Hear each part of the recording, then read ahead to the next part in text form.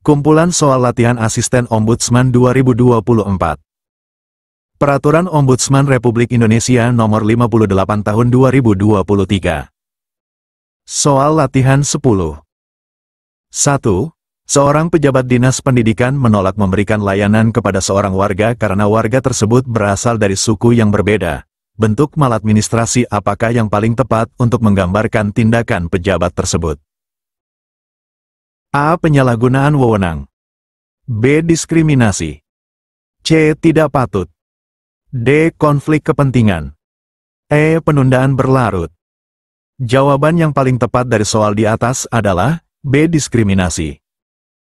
Pembahasan dari soal di atas, yaitu bahwa sesuai bab 1 pasal 5, diskriminasi adalah perbuatan memberikan layanan secara berbeda atau tidak adil di antara sesama pengguna layanan berdasarkan suku, ras, agama, atau latar belakang lainnya. 2. Dalam sebuah laporan hasil pemeriksaan, LHP, Ombudsman menyimpulkan bahwa telah terjadi maladministrasi namun instansi terlapor sudah melakukan perbaikan. Kesimpulan, apakah yang paling tepat dicantumkan dalam LHP tersebut? A. Ditemukan maladministrasi. B. Tidak ditemukan maladministrasi. C. Ditemukan maladministrasi namun telah memperoleh penyelesaian. D. Laporan ditutup. E. Rekomendasi tidak dilaksanakan. Jawaban yang paling tepat dari soal di atas adalah C. Ditemukan maladministrasi namun telah memperoleh penyelesaian. Pembahasan dari soal di atas, yaitu bahwa berdasarkan bab 3 pasal 44 ayat 5, salah satu jenis kesimpulan dalam LHP adalah ditemukan maladministrasi namun telah memperoleh penyelesaian. 3. Seorang asisten ombudsman sedang menyusun rekomendasi. Manakah dari berikut ini yang bukan merupakan isi minimal yang harus ada dalam rekomendasi tersebut? A. Uraian tentang laporan yang disampaikan. B. Uraian tentang hasil pemeriksaan. C. Bentuk maladministrasi yang terjadi. D. Kesimpulan dan pendapat ombudsman. E. Sanksi yang harus dijatuhkan kepada terlapor. Jawaban yang paling tepat dari soal di atas adalah E. Sanksi yang harus dijatuhkan kepada terlapor. Pembahasan dari soal di atas, yaitu bahwa berdasarkan bab 5 pasal 56 ayat 2, isi minimal rekomendasi ombudsman tidak mencakup sanksi yang harus dijatuhkan kepada terlapor. 4. Berapa lama jangka waktu yang diberikan kepada ombudsman untuk melakukan monitoring pelaksanaan rekomendasi setelah rekomendasi diterima oleh terlapor? A. 14 hari. B. 30 hari. C. 45 hari. D. 60 hari. E. 90 hari. Jawaban yang paling tepat dari soal di atas adalah D. 60 hari. Pembahasan dari soal di atas, yaitu bahwa sesuai bab 6 pasal 62 ayat 2, monitoring pelaksanaan rekomendasi dilaksanakan dalam jangka waktu 60 hari terhitung sejak rekomendasi diterima oleh terlapor. 5. Dalam kasus apa sebuah laporan tidak dapat dinyatakan selesai menurut peraturan ombudsman ini? A. Ditemukan maladministrasi tetapi telah memperoleh penjelasan dari terlapor. B. Telah dilaksanakan kesepakatan dalam mediasi oleh para pihak. C. LHP tindakan korektif telah dilaksanakan. D. Rekomendasi telah dilaksanakan. E. Laporan masih dalam proses pemeriksaan substantif. Jawaban yang paling tepat dari soal di atas adalah E. Laporan masih dalam proses pemeriksaan substantif. Pembahasan dari soal di atas, yaitu bahwa berdasarkan bab 7 pasal 66, kondisi laporan masih dalam proses pemeriksaan substantif tidak termasuk dalam kondisi-kondisi laporan dinyatakan selesai. 6. Seorang pejabat pemerintah daerah sengaja menunda penerbitan izin usaha tanpa alasan yang jelas selama berbulan-bulan. Bentuk maladministrasi apakah yang paling tepat untuk menggambarkan tindakan tersebut? A. Penyalahgunaan wewenang. B. Penundaan berlarut. C. Tidak memberikan pelayanan. D. Penyimpangan prosedur. E. Kelalaian. Jawaban yang paling tepat dari soal di atas adalah B. Penundaan berlarut. Pembahasan dari soal di atas, yaitu bahwa sesuai bab 1 pasal 5, penundaan berlarut adalah perbuatan memberikan dan menyelesaikan layanan melebihi baku mutu waktu standar pelayanan. 7. Dalam sebuah kasus, Ombudsman menemukan bahwa telah terjadi maladministrasi, namun instansi terlapor menolak untuk melaksanakan tindakan korektif. Apa langkah selanjutnya yang paling tepat dilakukan oleh asisten Ombudsman? A. Menutup laporan. B. Melakukan mediasi ulang. C. Menyusun rekomendasi. D. Melakukan investigasi tambahan. E. Mempublikasikan kasus tersebut. Jawaban yang paling tepat dari soal di atas adalah C. Menyusun rekomendasi.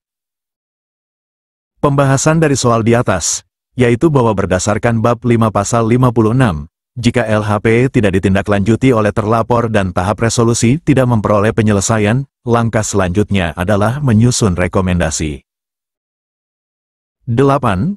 Seorang asisten ombudsman sedang melakukan monitoring pelaksanaan rekomendasi. Setelah 30 hari, ia belum menerima tanggapan dari terlapor. Tindakan apa yang seharusnya dilakukan asisten tersebut? A. Langsung menyatakan rekomendasi tidak dilaksanakan. B. Melanjutkan monitoring hingga 60 hari. C. Meminta bantuan kepolisian. D. Menutup laporan. E. Melakukan mediasi ulang. Jawaban yang paling tepat dari soal di atas adalah B. Melanjutkan monitoring hingga 60 hari. Pembahasan dari soal di atas, yaitu bahwa sesuai bab 6 pasal 62, monitoring pelaksanaan rekomendasi dilakukan selama 60 hari, sehingga asisten harus melanjutkan monitoring hingga batas waktu tersebut. 9. Dalam sebuah kasus, Ombudsman menemukan bahwa seorang pejabat telah menggunakan fasilitas negara untuk kepentingan pribadi. Bentuk maladministrasi apakah yang paling tepat untuk menggambarkan tindakan tersebut? A. Konflik kepentingan. B. Penyalahgunaan wewenang. C. Korupsi. D. Tidak kompeten. E. Perilaku tidak layak. Jawaban yang paling tepat dari soal di atas adalah B. Penyalahgunaan wewenang. Pembahasan dari soal di atas, yaitu bahwa berdasarkan bab 1 pasal 5, penyalahgunaan wewenang adalah penggunaan wewenang untuk tujuan lain dari yang menjadi tujuan wewenang tersebut, termasuk penggunaan fasilitas negara untuk kepentingan pribadi. 10. Seorang asisten ombudsman menerima laporan bahwa sebuah instansi pemerintah telah melaksanakan seluruh poin dalam rekomendasi ombudsman. Apa langkah selanjutnya yang paling tepat dilakukan oleh asisten tersebut? A. Melakukan verifikasi ulang. B. Menyusun rekomendasi baru. C. Melanjutkan monitoring. D. Menyusun laporan hasil monitoring. E. Membuka investigasi baru. Jawaban yang paling tepat dari soal di atas adalah D. Menyusun laporan hasil monitoring. Pembahasan dari soal di atas, yaitu bahwa sesuai bab 6 pasal 62 ayat 3 dan 4, setelah monitoring selesai, asisten harus menyusun laporan hasil monitoring pelaksanaan rekomendasi yang menyatakan bahwa terlapor telah melaksanakan rekomendasi. 11. Dalam sebuah kasus, seorang pejabat memberikan izin usaha kepada perusahaan milik saudaranya tanpa melalui prosedur yang benar. Bentuk maladministrasi apakah yang paling tepat untuk menggambarkan tindakan tersebut? A. Penyalahgunaan wewenang. B. Konflik kepentingan.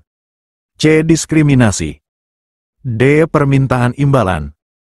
E. Penyimpangan prosedur. Jawaban yang paling tepat dari soal di atas adalah B. Konflik kepentingan. Pembahasan dari soal di atas, yaitu bahwa sesuai bab 1 pasal 5, konflik kepentingan adalah perilaku penyelenggara layanan yang dipengaruhi karena adanya kepentingan atau hubungan kekeluargaan sehingga layanan yang diberikan tidak sebagaimana mestinya.